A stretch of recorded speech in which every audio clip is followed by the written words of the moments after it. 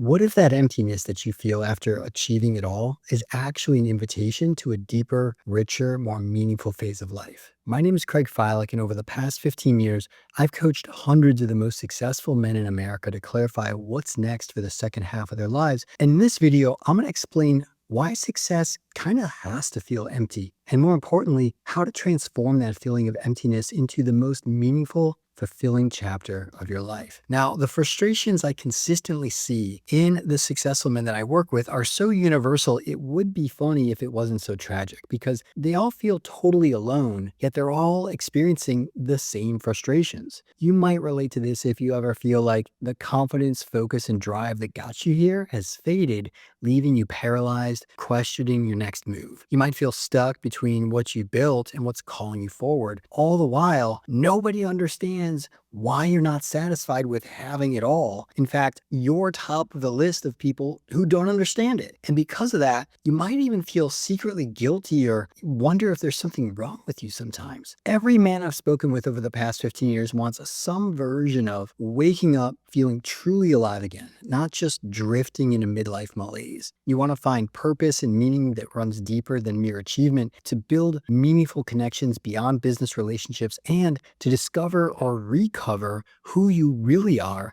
beneath all the trappings of success. Most importantly, you want to get to all of that without blowing up everything you worked so hard to build up to this point. Now, the three mistakes that successful midlife men seem to make are: number one, believing something's wrong with you for feeling unfulfilled despite your affluence. Number two, pushing away the emptiness inside instead of getting curious about what's underneath it. And number three is trying to solve an inner crisis with external solutions like another toy, another luxury vacation, buying a new company, possibly an affair, or other risky behaviors. Anything that distracts you from the emptiness is a mistake. All of that is predicated on this weird idea that somehow after adolescence, we're done developing as humans. That once we hit midlife, we should be all set, and our crowning achievement means we just retire and enjoy life puttering around, doing a whole lot of nothing, fading off into the sunset. And that is simply a false idea. It's a terrible notion, and society does itself and each of us a massive disservice allowing us to believe this. Here's what's actually going on. Nature has a pattern for these big developmental growth spurts. In mammals, there are various versions of this depending on the life cycle and the type of animal. Post-uterine gestation is a term that I've come to love as I've studied human flourishing at the intersection of ancient and modern philosophy, positive psychology, and flow neuroscience. You see, our brains are proportionately massive compared to other mammals. If we completed our development in the womb like horses do, our mother's bodies couldn't handle it. The birth canal just isn't wide enough. So instead, we continue critical development outside the womb for years. That development is referred to as post-uterine gestation. Puberty is the next phase of this gestation. After roughly a decade of childhood, we hit this massive developmental surge. Hormones flood the system, secondary sex characteristics emerge, emotions intensify, the brain undergoes radical reorganization, along with our identity is reshaped as a new pecking order emerges in our peer group, and we get our sense of self from the environment as we all go through this together. Now, in traditional societies, we had the elders and the men and the boys that were older than us and the boys that were younger than us, and this whole sort of stack evened out that pecking order into a natural hierarchy of organization that made society a lot healthier. But the way that schools are run now, where everybody of the same age kind of goes through together, that pecking order really can be very damaging for the way that our brains develop and our sense of self and identity. And it often gets stuck or arrested at that teenage level. Now think about this. This happens across a species. That sweet puppy that you adopted becomes a willful adolescent. Teenage horses challenge herd dynamics and literally get kicked out by the stud males. And it's universal in mammals because this serves a vital evolutionary purpose. I don't know about you, but as a teenager, I constantly tested limits, challenged assumptions, and made my poor mother sick with worry. But here's the key insight. That wasn't dysfunction. It was necessary development. If teenagers were easy to live with, they'd never build the independence to leave home and create their own lives. this. Dr. Dan Siegel at UCLA has mapped this brilliantly in his research on the teenage brain. When I read his book called Brainstorming: The Power and Purpose of the Teenage Brain to my daughter at age 13, it helped us both understand the transformation ahead of us. By 14, she was naturally distancing herself, no more bedtime stories, no more hugs. Her brain was embarking on its own crucial journey of individuation, and my role as a father had to shift from direct guidance and direct involvement to a strategic support from a greater distance. Rather than shaming her into submission for no longer being daddy's little girl, I acknowledged that she was becoming a woman now, and the feelings she was having were expected. They were accepted. I would always be her father and love her no matter what. And knowing that she would have to test out her claws somewhere eventually, I made it very clear that I would let her know when it hurts, and I would take care of myself, and I would take care of her. It was a painful 22 months of her finding her own footing, but as she told me years later, "Dad, I always respected you, and I never flipped you off behind your back." Why am I sharing this? The point here is to accept that these changes come in waves, or what Maria Montessori called sensitive periods, where our brains start to literally melt down. This doesn't just end with puberty and adolescence in our early 20s. They continue longer and larger waves throughout our lives. This brings us to midlife, another critical phase of the post-uterine gestation. Just like adolescence prepared us to leave home and build a life, midlife prepares us for making our greatest contribution and achieving the meaning and fulfillment that we all deeply crave in our hearts. Now, there's no Dan Siegel book for midlife men, but there is an entire genre of psychological literature in the tradition of Carl Jung. Dr. Robert Moore, who wrote the classic King, Warrior, Magician, Lover book, all about male archetypes,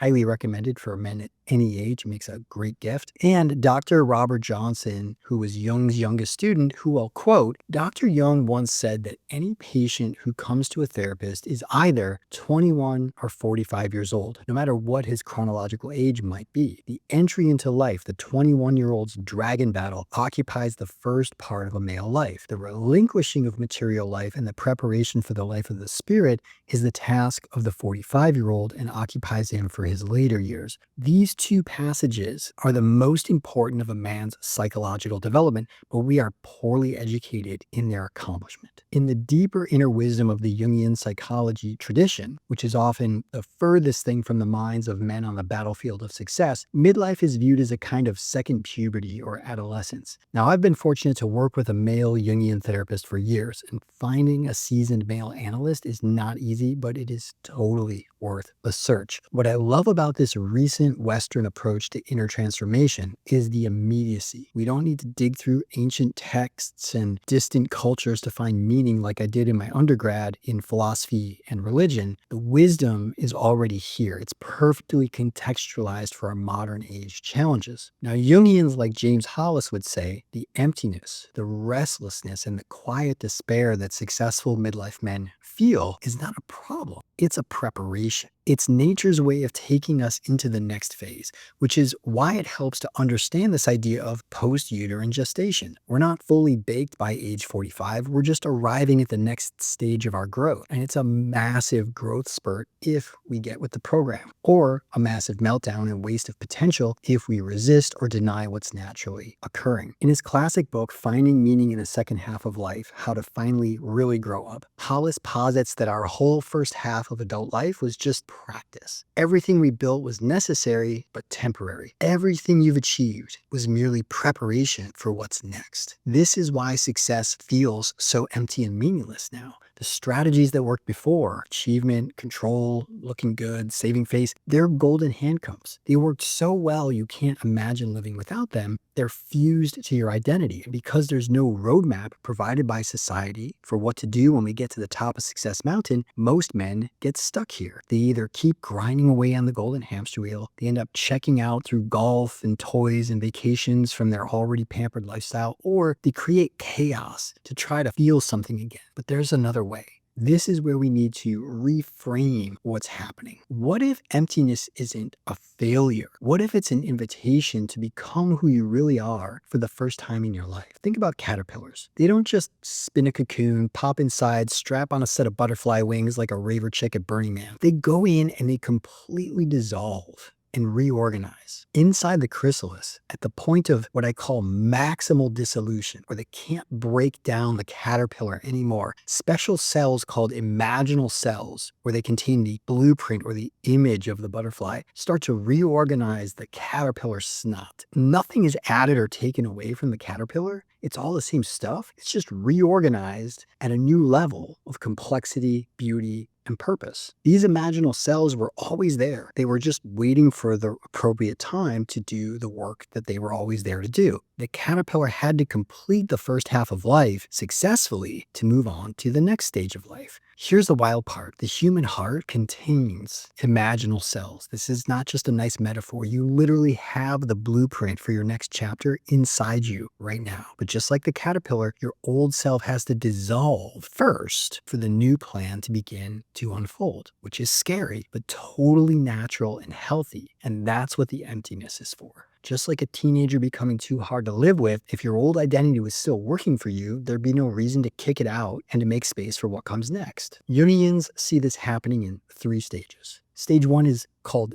dissolution, where your old identity breaks down. It feels like death, and it is in a way, but it's actually nature moving you forward like a caterpillar into a chrysalis to begin the breakdown process. And what you'll notice about the chrysalis is it's usually tucked up in the nook between the tree trunk and the branch. There's like that little pocket. It's a safe, sheltered place. Caterpillars don't just melt down out on a tree branch where the birds and the rain can get at them. They do it in a very safe, contained place. This is akin to not letting your life melt down around you. You want to do this in a contained way. Stage 2 is integration, where you face the parts of yourself that you've been avoiding. Workaholism is a hell of a drug. This is uncomfortable as hell, but necessary and easier to accept when you have this larger perspective on what's happening for you. And the third stage is emergence, where your authentic self starts showing up. Not the man you were taught to be by your family, school, society, but who you truly are deep inside. Dissolution is where you might be if you're watching this video, or perhaps you're heading that way soon. The mistake is to try to stop the process by clinging to your old identity and familiar ways of operating, everything that got you to the top of Success Mountain. This is how it tends to play out just based on my research and all the clients that I've worked with. Your old drive that propelled you for years begins to fade because it was built on a false or immature identity of trying to prove yourself. But once you've achieved success, you've proven yourself. You've checked that checkbox. You no longer have to do anything. And that's when your compass starts spinning. You feel lost, adrift, bored, empty, listless, confused, and frustrated about it. Your old identity, based on performance, starts to melt down like the caterpillar in a chrysalis. And in that process, something deeper begins to emerge. New motivation based on meaning, not just achievement. Relationships start to transform as you stop performing and start being authentic at levels that you never dared before. Your career context shifts from chasing success to expressing your purpose. You don't abandon your success, you let it evolve into something greater. As Hollis would say, the goal is to become the person you're always meant to be. This is why most advice about finding your purpose is garbage. You don't find purpose. Your purpose finds you, or rather, it's been in you all along. The blueprint of your purpose has always lived in the imaginal cells in your heart. Now that you have a new frame of reference and some vocabulary to describe what you might be intuiting deep inside, you may start to recognize what's happening and relax into the process. By letting go of the man you've been up to this point, similar to the way you had to let go of being the boy you were when puberty set in, you align with the natural order, and mark my words, incredible synchronicities and powerful epiphanies will start occurring. For many of you, I imagine they already have. Welcome to your midlife chrysalis, brother. You will go through this transition. The only choice is whether you'll fight it or accept it and allow it to fully run its course as you individuate to become the man you're meant to be. Now, if you're ready to navigate this transition with the best tools, frameworks, and guidance I've collected over the past several decades, book a call with my team. We'll help you map the journey from the emptiness of mere success to the meaning and fulfillment you were born to experience in the second half of a life well lived. Also, be sure to like, subscribe for more insights on this path, and share this video with other successful men who might be feeling the same call to something greater. If you're new to the channel and you'd like to understand more about why success alone simply isn't enough, watch my video called Midlife Crisis 2.0. I'll see you in the next video.